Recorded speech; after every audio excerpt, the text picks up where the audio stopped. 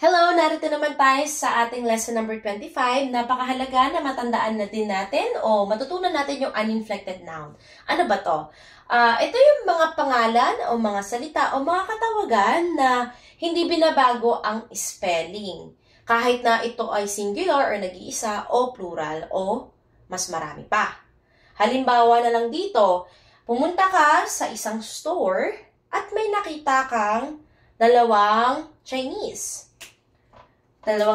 national. Hindi mo sasabihin ng two Chineses. Hindi.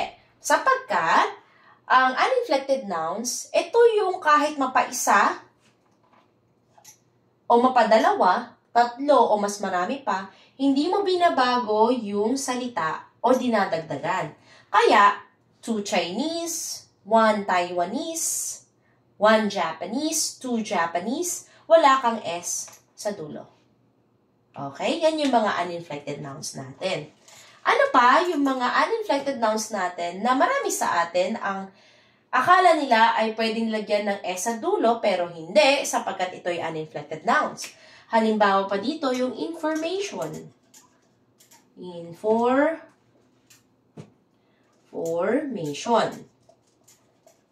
Hindi tayo gumagamit ng informations o kaya naman yung evidences. Bakit? Kasi ito ay mga uninflected nouns. Ibig sabihin, hindi mo pwedeng palitan, dagdagan o bawasan yung mga nakalagay dito.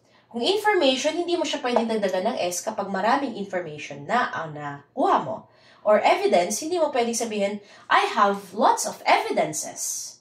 I have many informations. Ayan. Kaya gumagamit tayo ng mga markers. Kung matatandaan nyo yung mass noun, na pag-aralan natin yung mga markers and counters. Yung mga markers tulad ng pieces of information. Diyan pa lang gagamit tayo ng mga markers natin. Ilang information yung nakuha mo? Halimbawa, many pieces of information. O kaya naman, 3 pieces of information. O kaya naman, a piece of information.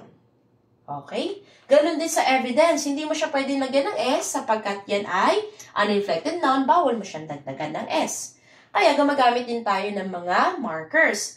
Pieces of evidence, o kaya naman 3 pieces of evidence, pero hindi mo gagawin na 3 pieces of evidences. O kaya naman, pieces of evidences. Bawal mong pakialaman kapag uninflected noun siya. Okay? Ganon din sa sheep. Meron din sa mga animals. Halimbawa, yung sheep. Sheep. Pag 3 yan, lalagyan ba natin ng S? Hindi, sapagkat ito ay uninflected noun. Kaya kahit na isa lang yan, isang tupa lang yan, 1 sheep, 3 sheep, hindi mo siya lalagyan ng S sapagkat yan ay uninflected noun. Mapaisa o mapamaramihan, yan ay uninflected noun. Kaya pag ginamit natin siya sa pangusap, 3 sheep are walking. Ma'am, wala naman pong S. Bakit po R ang ginamit natin dyan? Hindi naman po siya sheeps. Bakit R? Kasi nakabase tayo sa kung ito ba'y nag-iisa o higit pa sa isa. Dahil sabi natin 3, higit siya sa isa. Kaya R. Kaya ibig sabihin, kung ilan yung bilang ng tinutukoy natin, siya ay plural, gagamitin natin dyang pang-agree ay pang-plural din na R at hindi is. Huwag kayong titingin dun sa kung may S o walang S. Huwag. Titignan nyo kung ilan ba yung pinag-uusapan natin sa pangungusap. Isa lang ba? Kasi kung isa yan, 1 sheep is ang gagamitin natin. Pero dahil 3 ang pinag-uusapan, R ang gagamitin natin dyan.